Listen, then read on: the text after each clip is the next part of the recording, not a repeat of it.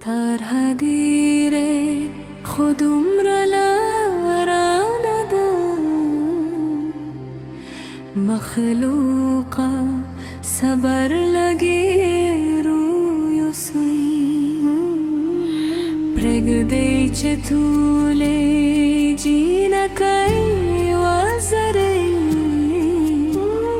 کتم دا کلی پاک و سوی